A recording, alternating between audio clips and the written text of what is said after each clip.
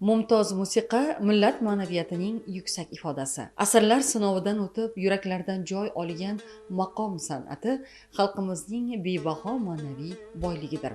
Unda xalqning tarixi, dardi, muhabbati, orzu-umidlari va yuksak estetik tafakkuri mujassam. Bugun ana shu bebaho merosni asrab-avaylash, uni kelajak avlodga yetkazish yo'lida fidokorona mehnat qilayotgan ijodkorlar safida Navoiy viloyati maqom ansambli ham munosib o'ringa ega. Bu jamoa nafaqat mumtoz kuy-qo'shiqlarni ijro etadi, balki milliy qadriyatlarni targ'ib qilish, yosh iste'dodlarni tarbiyalash va maqom san'atini keng ommaga yetkazishdek sharafli vazifani ham ado etmoqda. Bugungi ko'rsatuvimiz orqali jamoa faoliyati bilan yaqindan tanishishni maqsad qildik.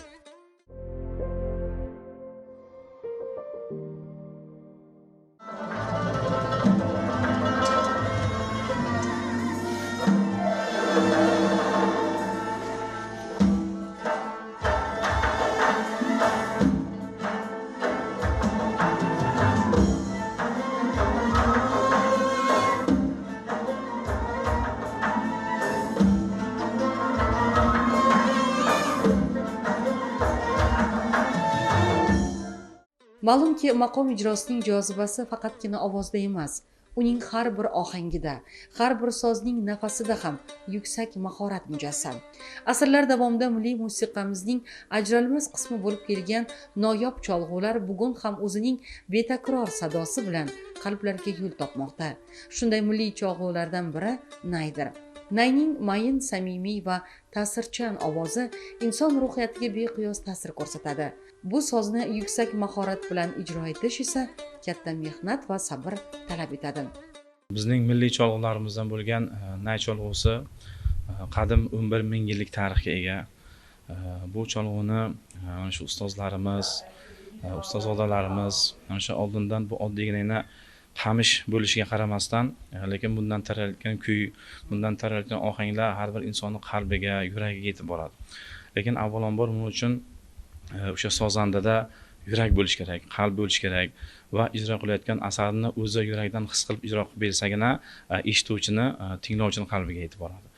Nay cholg'usi juda bir murakkab cholg'ular sarasiga kiradi.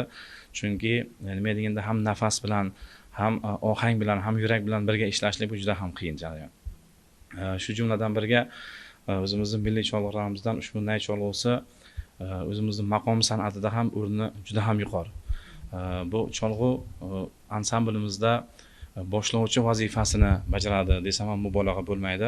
Chunki diapazoni yuqoriligi sababli ovozi boshqa bir cholg'ulardan balandligi hisobiga ansamblda tortuvchi, shu yuqoriga olg'a oluvchi vazifasini bajarib o'tadi.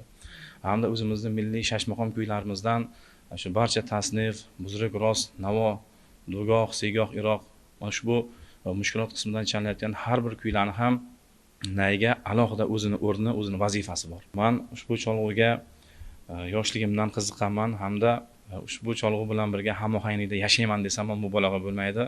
Mana shu hozirgi kunda o'zimizda Navoiy viloyati shu maqom ansamblida uzoq yillardan bo'lib faoliyat yuritib kelyapman. Shu jumladan barcha tadbirlar, ko'rik-tanlovlarga birgalashib, mana shu do'stlarim bilan birga ishtirok etib kelmoqdamiz. Birinchi navbatda Alloh tomonidan berilgan bir iste'dod bo'lish kerak. O'zini dardini o'sha ijro qiladi, bu o'sha eshituvchini ham bir dardi bilan hamohanglashib ketadi-da. Shu qalbdagi nolalari hamda ustozlardan olgan o'gitlari bilan hamohanglikda ijro qilinsa, bu eshituvchini qalbiga, yuragiga yetib boradi. Mana biz ansamblimiz bilan bir qator mana maktablarda, musiqa maktablarida, umumta'lim maktablarida hamda oliy ta'lim institutlarida konsert jarayonlari, konsertga borib o'zimizda mana shu milliy kuylarimizni, milliy qo'shiqlarimizni ijro qilib kelyapmiz. Bular bilan birgalikda har bir cholg'u, g'ijjak cholg'usi, Nay cholg'usi alohida o'zini repertuaridan yaxshi kuylarni, yaxshi bir ohanglarni ijro qilmoqdamizki, maqsad bundan bir qiziqishi bor bo'lgan o'quvchi yoshlarimiz bo'lsa, qiziqishi bor bo'lgan oliy ta'lim dargohidagi o'quvchilarni ham qiziqish bo'lsa, biz albatta ularni mana shu maqom ansamblimizga taklif qilyapmiz. Kelgan yoshlarimizga Nay cholg'usi va boshqa cholg'ulardan o'gitlar o'rgatib, ulardagi qiziqishni yanada bir rivojlantirishga harakat qilib kelmoqdamiz.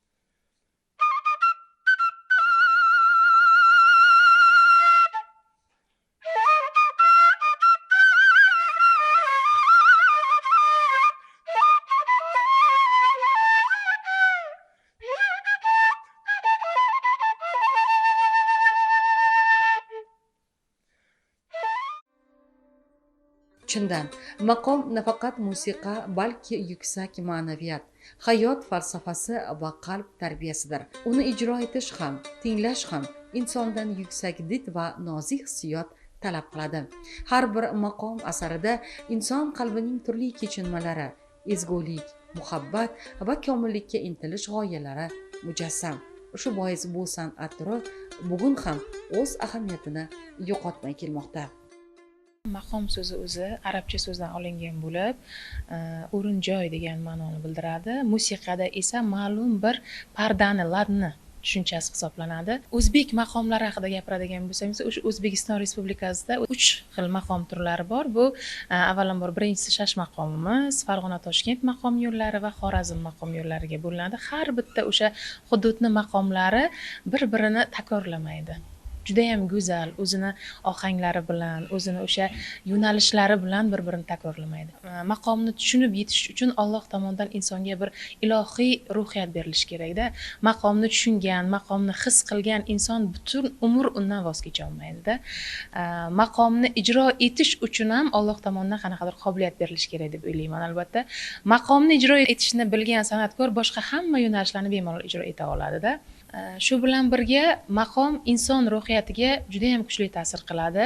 Insonni tarbiyasida, insonni xulq-atvoriga, yurish-turishiga ham o'zini ta'sirini ko'rsatmay qolmaydi maqom san'at turi. Maqom dilida, yuragida bor inson albatta o'z-o'zidan o'sha ruhiyat bilan, o'sha yo'nalishda yashaydi albatta, maqom yo'nalishida.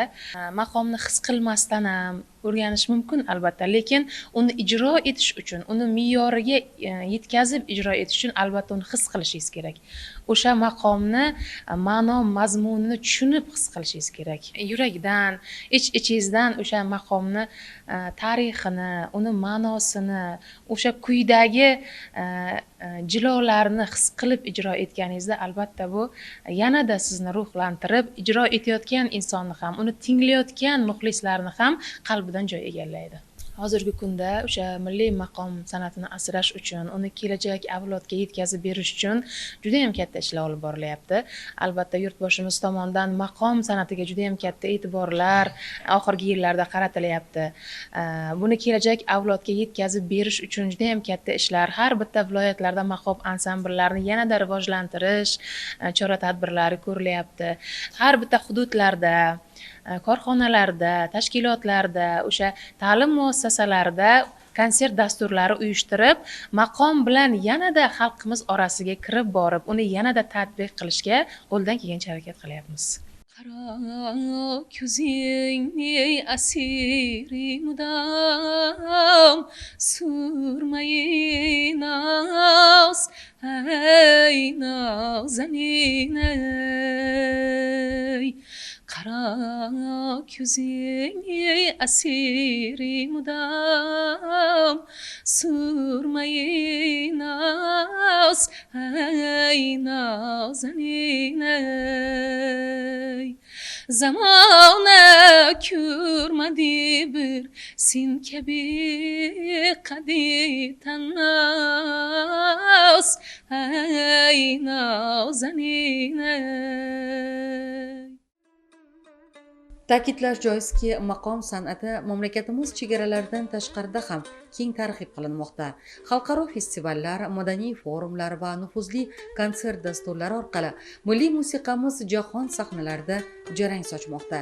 Bu kabi anjumanlar nafaqat ijodiy tajriba almashish, balki o'zbek milliy musiqa madaniyatini dunyoga keng targ'ib qilishda ham muhim ahamiyat kasb etadi. Maqom san'ati xalqimizni, millatimizni milliy merosi sifatida hozirgi kunda ham umuman barcha zamonlarga tegishli bo'lgan bir san'at deb tushunaman. Sababi paydo bo'lgandan to hozirgi kunga qadar o'z ahamiyatiga ega va keyin ham o'z ahamiyatiga ega bo'lgan san'at deb o'ylayman. Sababiki o'sha ustozlarimiz, katta shoirlarimizni g'azallaridan insonga ma'naviyatiga, ruhan nimadir bera oladigan g'azallarga kuy bastalab, yuragidan, dardidan kuylab ushbu maqomlarni yaratishgan, hozirgi kunga kelyapti. Bu o'z ahamiyatini yo'qotadigan san'at deb o'ylamayman. Masalan, mutafakkirlarimizdan Alisher Navoiy, Lutfiy, Fuzuli bu insonlarning g'azallari bizga qoldirib ketgan meroslari inson ma'naviy jihatdan, ruhiy jihatdan har tomonlama yetuklikka, komillikka eltadi. Maqomlarimizda ham aynan ana shu bizga, xalqimizga kerakli, insonga kerakli bo'lgan barcha nimaki kerak bo'lsa, xislatlar kerak bo'lsa, barchasi bor. Mana yaqinda Namangan viloyatida bo'lib o'tgan Gullar festivali qo'shaloq bayram sifatida qarshi olindi. Har 2 yilda o'tkaziladigan xalqaro maqom anjumani ham bu galgi joyimiz Namanganda bo'lib o'tdi. 3-xalqaro musiqa maqom festivali. Bizni maqom ansamblimiz ham qo'ldan kelganicha qatnashib, ishtirok etishga harakat qildik. Ochilish marosimiga ham, undan tashqari o'sha ko'rgazma joylari tashkillashtirildi. Har bitta viloyatga bizga ajratilgan joyda maqom ansamblimiz sozandalari va xonandalari ter to'kib 83 tadan ziyod davlatdan mehmonlar kelishdi. Ularga o'z san'atimizni, maqomlarimizni, milliyligimizni ko'rsatib berish uchun qo'ldan kelgancha harakat qildi va biz bu festivalda yaxshi ishtirok etadigan umiddaman. Albatta kelgusida mana shu maqom san'atimiz, milliy san'atimizni kelajak avlodga yetkazish uchun qo'ldan kelgancha biz ham katta ustozlardek harakat qilib, o'sha ustozlar yo'lida ijod qilib, o'z faoliyatimizni olib borishga harakat qilaman.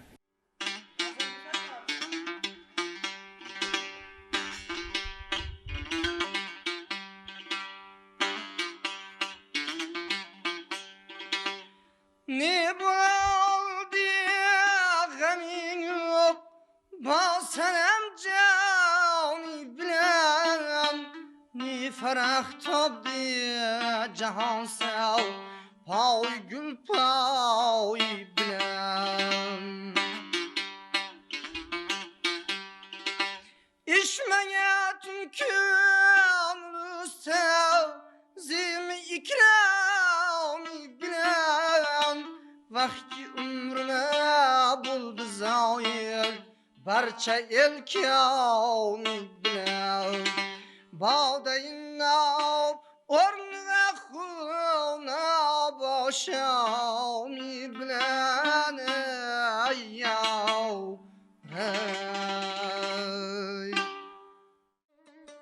Har bir xalqning tarixi faqat kitoblarda emas, balki uning madaniyati, san'ati va xotirasida ham yashaydi. Ana shu xotirani saqlashda muzeylar alohida ahamiyatga ega. Ansambl qoshida tashkil etilgan muzey ham san'at ixlosmandlari uchun o'ziga xos ma'naviy maskan hisoblanadi.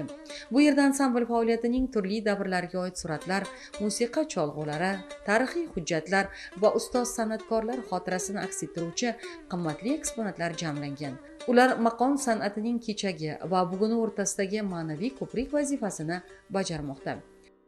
Hammamizga ma'lumki, 2023-yil Ram prezidentimizning 289-sonli qarorlari asosida O'zbekiston Respublikasini hududlari bo'ylab O'zbek milliy maqom san'ati markazining viloyatlarda hududiy bo'limlari tashkil etildi. Xuddi shuningdek, bizda Navoiy viloyatida ham shunday hududiy bo'lim tashkil etilib, hozirgi kunda faoliyat yuritmoqda. Maqom ansambli va shuningdek hozirgi kunda maqom ansambli xonanda sozandalari foydalanish uchun maxsus kutubxona, bu kutubxonada demak musiqa adabiyotlari, musiqaga oid she'rlar, klassik adabiyotimizni namoyandalari Alisher Navoiy, Mashrab va hokazo shu shoirlarni kitoblaridan to'plangan mana shu kutubxona tashkil qildik. Shuningdek, markazda topshirig'iga asosan butun respublika miqyosidagi bo'lgani kabi Navoiy viloyati hududidagi san'atkor maqomchilarni aks ettiruvchi kichik muzey tashkil etdik. Bu muzeyda Navoiy viloyatini faxri bo'lgan birinchilardan bo'lib plastinkalari Navoiydan chiqqan rahmatli Umida opa Sobirovani, xuddi shuningdek u kishini hamma butun viloyatimiz taniydigan qizlar, mana Tursunoy opa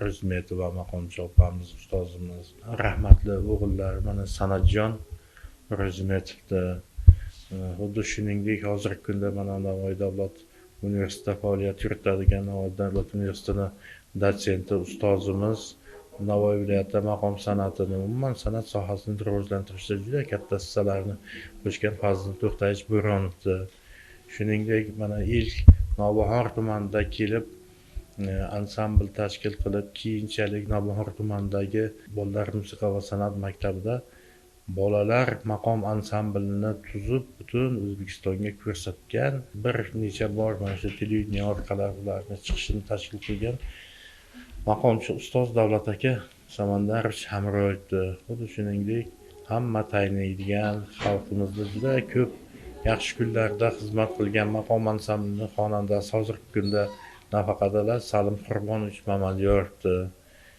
xuddi shuningdek Navoiyimizda eng faxri bo'lgan, hatto butun prezidentimiz bilan ham gaplashgan maqomchi sozanda Oqiljon Turdiyevlarni namuna tarzda biz suratlarini hozir ildik. Bu suratlarni ilishimiz yana davom etadi, chunki ansamblimizda butun respublikada taniqli bo'lgan Rahimboy Jumaniyozov, xuddi shuningdek mana yosh xonandalardan Hamza Saidov, yosh xonandalardan maqomchi xonandalardan Naimjon Obloqulov, Sitoraxon Hakimova va hokazo mana shu yosh xonanda sozandalarimiz bor. Albatta ularni ham suratlarini olib sekin-sekin mana muzeyni kengaytiramiz.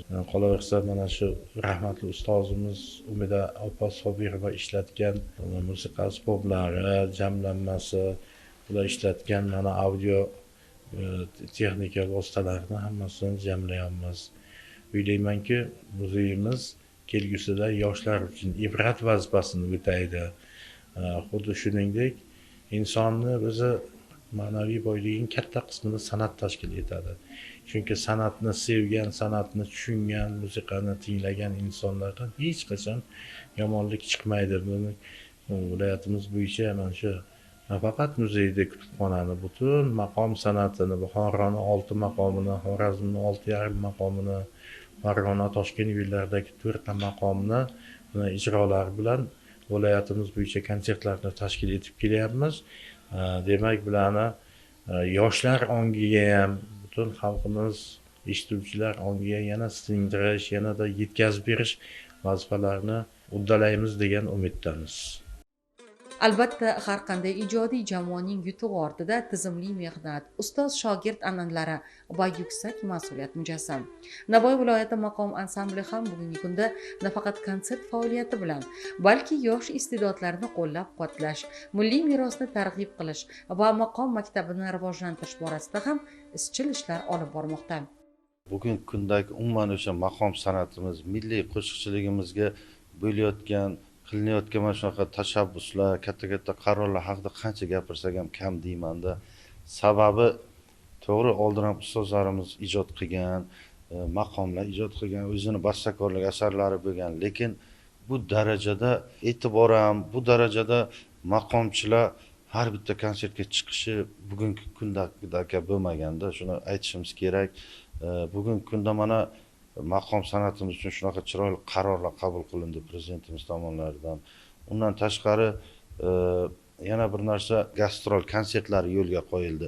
Biz masalan Xorazmga borib konsert beramiz, Xorazm Andijonga konsert beradi.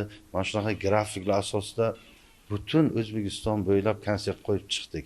Har bitta viloyat mana shu grafik bo'yicha konsert berib chiqdi. Undan tashqari qolaversa 2 marta Yevropa davlatiga chiqib keldik. To'g'risini aytish kerak, oldin ko'p eshitganman ustozlarimizdan, shu katta-katta o'sha san'at ichidagi bilimdonlardan, san'at u qaysi davlatniki bo'lmasa, agar yurakdan chiqsa, biz o'sha Latviyaga, Litvaga bordik, katta-katta 400-500 kishilik auditoriyalarda ham konsert berishga, kuylarimizdan, qo'shiqlarimizdan ijro qilishga to'g'ri keldi. Men bir narsaga qoyil qoldimda, shu kuyni boshlaymizmi, qo'shiqdimi, shunday zal jimjit bo'ladi.